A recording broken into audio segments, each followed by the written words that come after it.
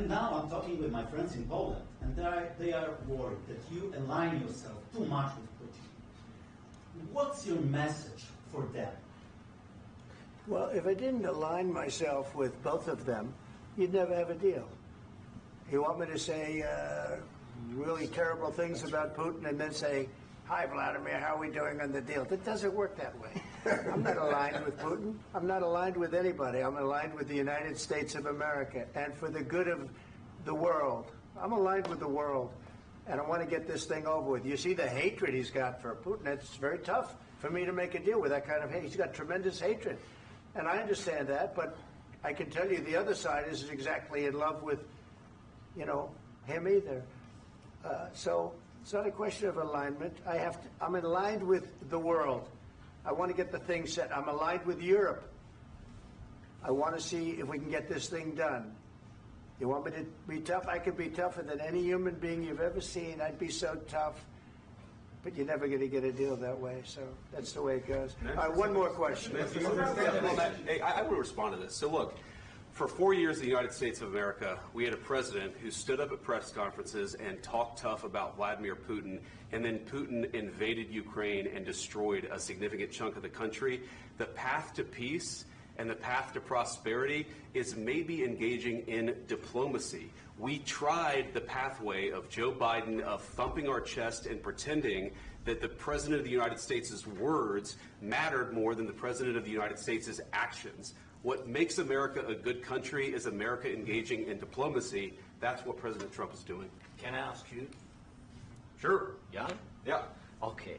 So he occupied our parts, big parts of Ukraine, part of East and Crimea. So he occupied it on 2014. So during a lot of years, so I'm not speaking about just Biden, but those time was Obama, then President Obama, then President Trump, then President Biden, now President Trump, and God bless, now President Trump will stop him. But during 2014, nobody stopped him. He just occupied and took. He killed people. You know what the contact 2015. 2014. 2014 and 2015. 2014. Yeah. So I was not here. Yeah, but that's exactly right. Yes, but during 2014 till 2022, the situation the same. The people have been dying on the contact line. Nobody stopped him. You know that we had conversations with him, a lot of conversation, my bilateral conversation, and we signed with him, me, like a new president. In 2019, I signed with him the deal. I signed with him, Macron and Merkel, we signed ceasefire. Ceasefire. All of them told me that he will never go. We signed with him with gas contract. Gas contract.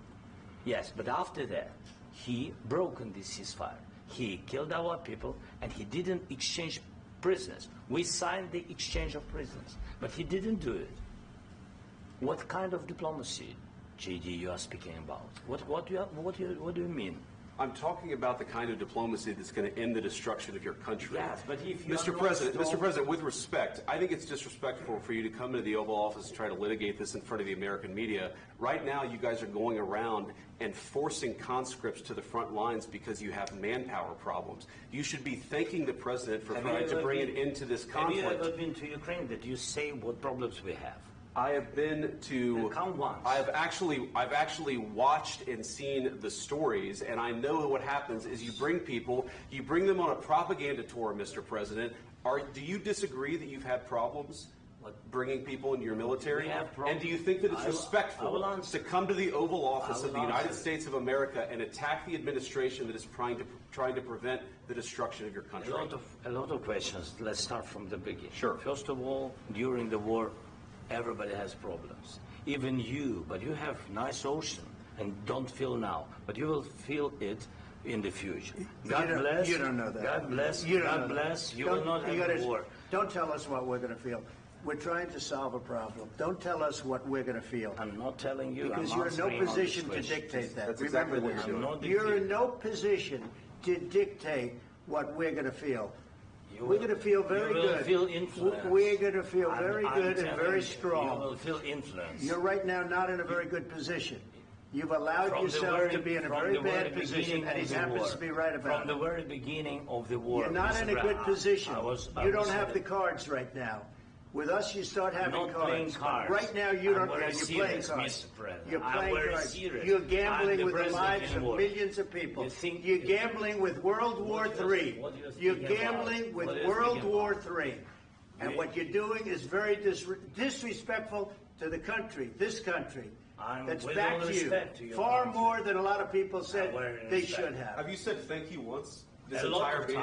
No, in this entire meeting, have you said thank you? You went to Pennsylvania and campaigned for the opposition in October. Offer some words of appreciation for the United States of America and the president who's trying to save your country. Please, you think that if you will speak very loudly about the war, you He's not speaking loudly. He's not speaking loudly. Your country is in big trouble. Can I Wait a minute. No. You've done a lot of talking. Your country is in big trouble. I know. You're not winning. You're not winning this. You have a damn good chance of coming out okay because of us. Mr. President, we are staying in our country, staying strong from the very beginning of the war. We've been alone, and we are thankful. I said thanks you haven't in been this alone. cabinet. You haven't been alone. In this cabinet. We gave you, through this stupid president, $350 billion. You voted we gave for you your military equipment, and you men are brave, but they had to use our military. If you didn't have our military equipment, if you didn't have our military equipment, this war would have been over in 2 weeks. In 3 days, I heard it from Putin. In 3 days. This is something maybe new. Less. In 2 weeks, of course, yes. It's going to be a very hard thing to do business like this. Again, I tell you. Just say thank you. I said a lot of times to American people. Except that there are disagreements, and let's go litigate those disagreements rather than trying to fight it out in the American media when you're wrong. We know that you're wrong. But you see, I think it's good for the American people to see what's going on. I understand, sir. I think it's very important. That's why I kept this going so long. You have to be thankful. You don't have the cards. You're buried there. Your people are dying. You're running low on soldiers. Listen, you're running low on soldiers. It would be a damn good thing. And then you tell us, I don't want a ceasefire. I don't want a ceasefire. I want to go, and I want this. Look. If you could get a ceasefire right now, I tell you, you'd take it so the bullets stop flying and your men stop getting killed. Of course, we want to stop the war. But you're saying you don't want a ceasefire. But I said to you, I want a ceasefire. With guarantees. Because you'll get a ceasefire faster than an agreement. Ask our people about ceasefire, what they think. That wasn't with me. That wasn't with me. That was with a guy named Biden, who was not a smart person. That was with Obama. It was your president. Excuse me. That was with Obama, who gave you sheets, and I gave you javelins. Yes. I gave you the javelins to take out all those tanks. Obama gave you sheets. In fact, the statement is Obama gave sheets and Trump gave javelins. You got to be more thankful, because let me tell you, you don't have the cards. With us, you have the cards. But without us, you don't have any cards. One more question to Mr. Vice President. I'm sorry. It's going to be a tough deal to make because the attitudes have to change. What if Russia breaks ceasefire? What if Russia breaks peace talks? What do we do then? I understand that it's a heated conversation right now. What are you saying? She's asking, what if Russia breaks the ceasefire? What if anything? What if a bomb drops on your head right now? Okay? What if they broke it? I don't know. They broke it with Biden because Biden, they didn't respect him. They didn't respect Obama. They respect me. Let me tell you, Putin went through a hell of a lot with me. He went through a phony witch hunt where they used him and Russia. Russia. You ever hear of that deal? That was a phony Hunter Biden, Joe Biden scam. Hillary Clinton, Shifty Adam Schiff. It was a Democrat scam. And he had to go through that. And he did go through it. We didn't end up in a war. And he went through it. He was accused of all that stuff. He had nothing to do with it. It came out of Hunter Biden's bathroom. It came out of Hunter Biden's bedroom. It was disgusting. And then they said, oh, the laptop from hell was made by Russia. The 51 agents. The whole thing was a scam. And he had to put up with that. He was being accused of all that stuff. All I can say is this. He might have broken deals with Obama and Bush, and he might have broken them with Biden. He did, maybe. Maybe he didn't. I don't know what happened. But he didn't break them with me. He wants to make a deal. I don't know if you can make a deal. The problem is I've empowered you to be a tough guy. And I don't think you'd be a tough guy without the United States. And your people are very brave. But you're either going to make a deal or we're out. And if we're out, you'll fight it out. I don't think it's going to be pretty, but you'll fight it out. But you don't have the cards. But once we sign that deal, you're in a much better position. But you're not acting at all thankful. And that's not a nice thing. I'll be honest, that's not a nice thing. All right, I think we've seen enough. What do you think? Huh? This is going to be great television, I will say that. All right. We'll see what we can do about putting it together. Thanks. I need the back of this. We'll see. I don't know. Guys, come on. Wait. Hey,